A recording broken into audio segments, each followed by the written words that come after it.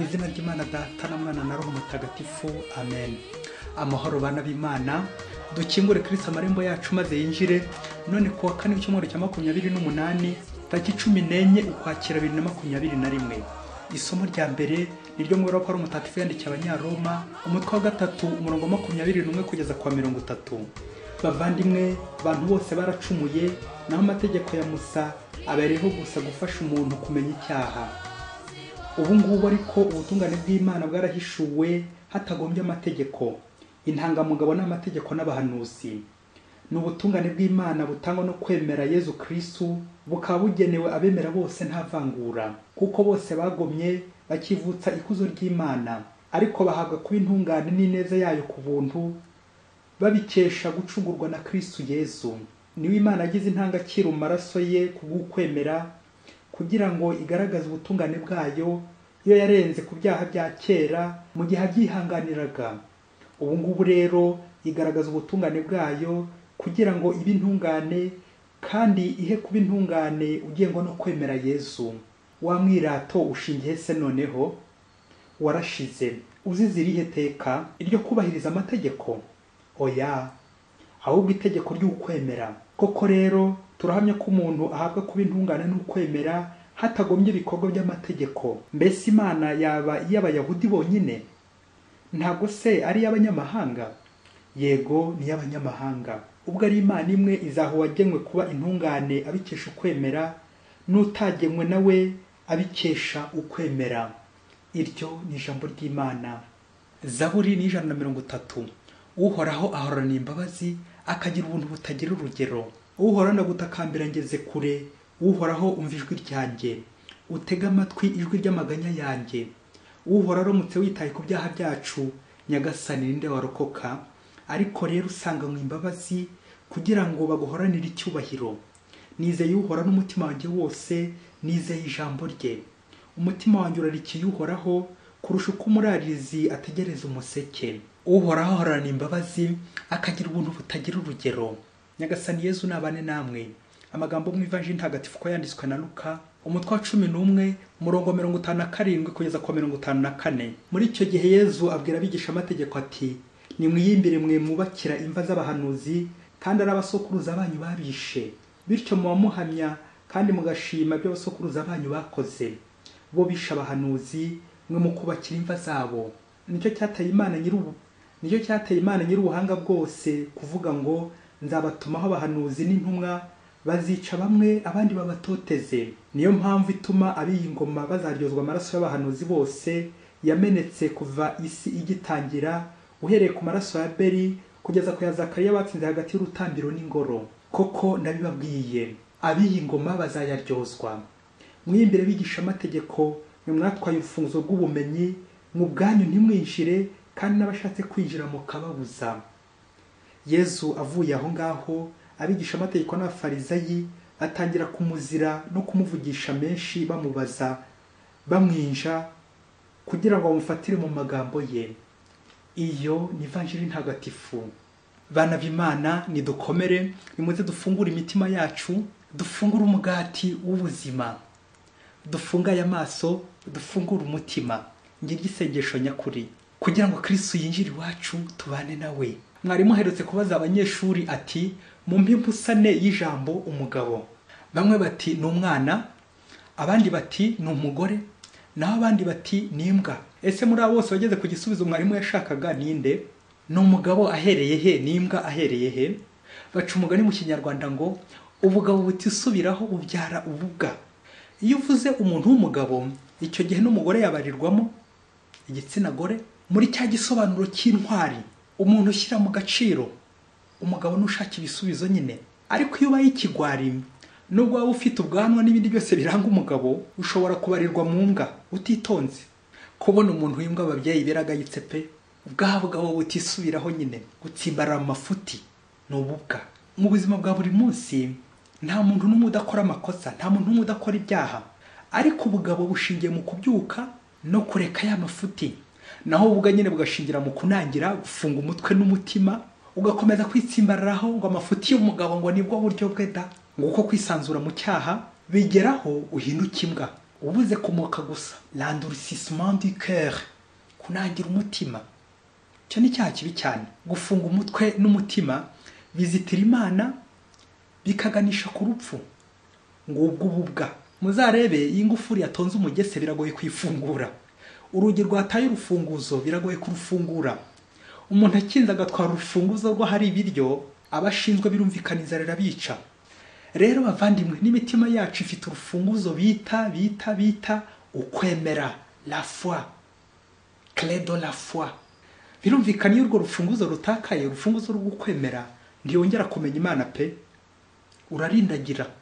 Mu isomo rya mbere twumvise Paulo mutagatifu ngumwe mu bahawe urwo rufunguzo rwo kwemera, gardien de la foi, yaruhawe na Nyagasani, araturarikira kugira ukwemera guhamye gushinze imizi nyine muri Kristo, kuko nyine ukwemera gukiza atari kuza amategeko by'inyuma nyine nk'abafarizayi n'abapagani bandi basanzwe mu bikorwa by'amategeko gusa. Ibyo ntibyageza ku butungane, ahubwo ukwemera guhamye niko kugeza ku butungane. Ubwo Paulo yagize ati, koko turahamya ko umuntu ahabwa kuba intungane n'ukwemera hatagombye ibikorwa by'amategeko.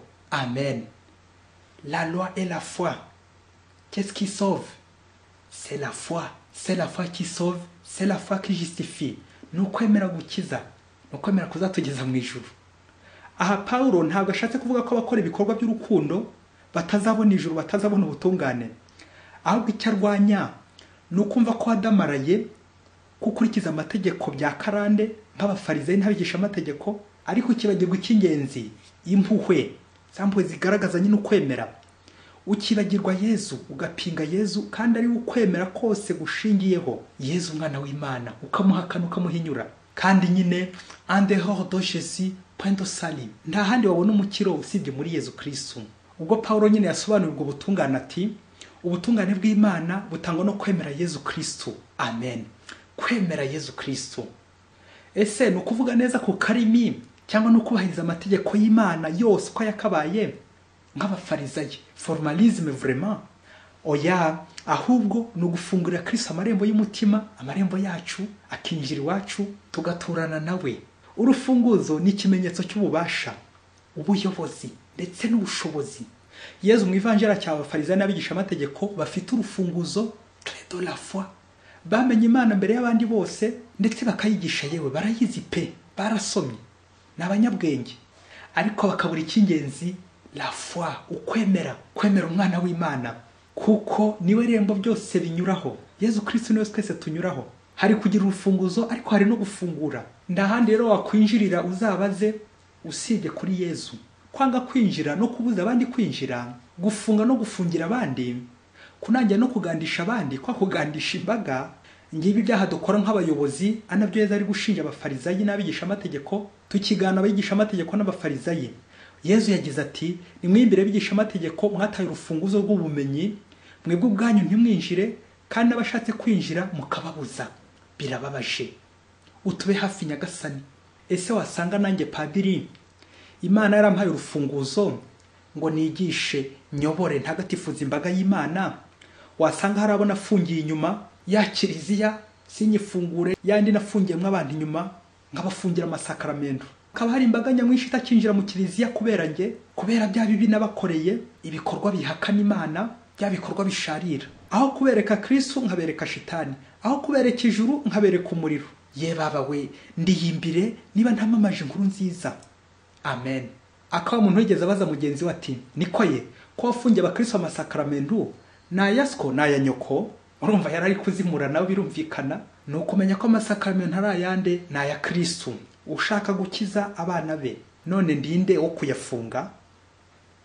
Zaburi uyu munsi nayo iratwumvisha impuhwe z'Imana zisangana umunyabyaha, umunyantege nke utakambira Imana, ubwo yagize ati, uhoraho ahorana imbabazi akagira ubuntu butagira urugero. Amen. Impuhwe z'Imana zirasendereye ntizigira umupaka. Namwe bategetsi, bayobozi, bakoresha, nimudohorera abo mushinzwe, muce inkoni zamba, muce iminyururu y'uburetwa. Nivugiraga uburetwa bw'icyaha, hahandi dushora abo dushinzwe mu kibi, uko no gufunga, gufungira abandi, ugatana urufunguzo yewe. Abo ushinzwe ntibinjire, nawe ntiwinjire. Ngibyo ibyaha turi kogamo muri iyi minsi. Ese wasanga nanye narataye urufunguzo rw'ukwemera, rwa rundi nahawe muri batisimu. Batisimu ifungura ijuru, kwa kwiyemera, kwa kunangira, kwihagaraho mu mafuti, kutagirwa inama, ibyo bigatera umwanda n'ubuhakanyi biganisha ku rupfu. Akamwana utabwirwa wishe inyoni itaribwa. Akabwabugabo butisubiraho bubyara nk'utubwana, utubwana twamara gukura tukazavamo utubwa. Niyo mvugo igira iti tugomba guharanira twese mu kwiyoroshya, ugira Imana abona umugira inama. Reka dusoreze ku mwitozo w'imbwa 10, bityo tuze kurebera hamwe imbwa iruta izindi ububwa. Imbwa ya mbere, ikirunga cya Nyiragongo cyongeye kuruka kandi kirimo kudusatira. Reka duhunge rero. Reka tujye kubikuza amafaranga menshi, tuguremo imipanga myinshi, tujye kugitema. Gutema ikirunga ababyeyi. Imbwa ya kabiri, umugore ati imbwa yawe nsanze imbeba zayiriyeho, none yangiritse bikabije, none ngiye kuyijugunya. Ati harura aho imbeba yarumye, aba ari hujugunya. Ivoka isigara nubwo yaba ari ntoya, uyinzanire ndayirya ntacyo bitwaye. Imbwa ya gatatu, amata yawe nsanze isazi yitereyemo, none ngiye kuyamena cyangwa nyahipusi. Ati wibeshye nkwereke, aho gukuramo iyo sazi yijugunye, ahasiga amata yanjye yanzanire ndayanywa ntacyo mba, ntacyo bitwaye. Imbwa ya kane, nta muntu ushobora kujya mu mahanga adafite pasiporo. Undi ati nyaruka twihute, indege itadusiga, mfite ikarita y'ishuri. Ikarita y'ishuri babyeyi ugiye mu mahanga. Iya gatanu, bwa burozi nabuzanye ngiye kuba umwanzi wawe. Ati banzuzane gake numve ko bwakoze, nimara kumva ko bwakoze ndakubwira ubumuhe, ubundi tube tumusezerera amaramasa ku isi. Kumva ko uburozi bwakoze mubyeyi. Imbwa ya gatandatu, hariya mu ishyamba huzuye inyeshyamba zifite imbunda ziri kwambura abantu zikanabica.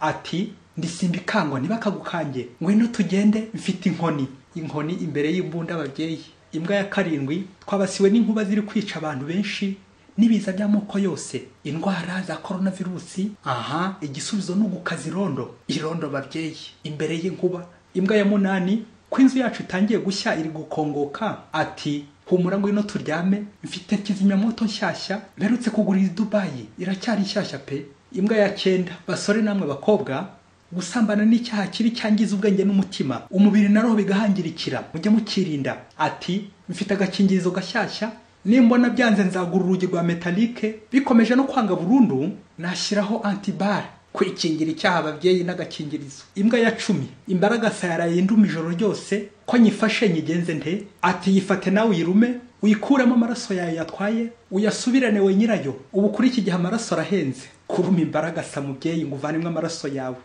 Babyeyi, muri izi mbwa uko ari 10, irusha indi ububwa ni yihe? Ifite ubukana n'amahane ni yihe kurenza izindi? Ni yihe igiye gupfa mbere y'izindi? Nguko ko abagabo bamwe banze kuva ku izima bikarangira babaye imbwa, icyo babuze gusa n'umurizo no kumoka. Yezu uyu munsi nijya burira nk'umufarisayo n'umwigisha amategeko, wa undi mukristo uzimana ariko wanze kuva ku izima, agahisha urufunguzo rw'ukwemera, bakamuburira ko gukomeza kwigira biti bibisi n'indakoreka, bandi bavuguruzwa babitwaye iki, n'abandi bafunze umutwe. Hari ibyaha 6 bikorwa roho mutagatifu, ari nabyo byitwa kunangira. Cyaha cyo gutuka roho mutagatifu no gupinga kunangira. Cyaha cyo gutuka roho mutagatifu, icya mbere gushidikanya ku mpuhwe z'Imana, icya kabiri guheranwa no kwiheba, gatatu gushidikanya ku kuri, kane kugirira abandi ishyari, gatanu kwizirika ku cyaha, gatandatu kwanga kwihana kugeza gupfa. Kunangira mpaka upfuye ni bibi cyane, n'ububwa. Nguko gutangira ari umugabo mwiza, umugabo w'intwari, bikazarangira ubaye imbwa, bikazarangira nyine upfuye. Nge nivugiraga gupfa uhagaze, urupfu rwa roho. Munyemere nshyiraho akadomo kuri ya nteruro nziza ya mutagatifu Augustine yavuze mu Kilatini ati errare humanum sed perseverare diabolicum, se tromper est humain, mais persévérer dans l'erreur est diabolique. Kwibeshya bibaho, nta muntu n'umutibeshya, nta muntu uri kwisi udacumura. Uracumura nanjye ndacumura, twese turacumura, ariko ikibi kirenze ibindi ni nkayambwa nyine iruta izindi ububwa. Diabolicum, kubana na shitani, no gutsimbarara amafuti, no kunangira, ukanga kuva kwizima, kugeza ryari, kugeza gupfa, ukanga kuva mu cyaha. Diabolicum, umeze nyine nka shitani, mwaranywanya. Nyagasani dukize, turakwambaza, ni wowe twiringiye. Amen. Mwese Imana ibahe umugisha. Imana Data na Mwana na Roho Mutagatifu. Amen. Padiri Masumbuko Ladislas wa Diocese ya Cyangugu. Akira amahoro ya Kristo.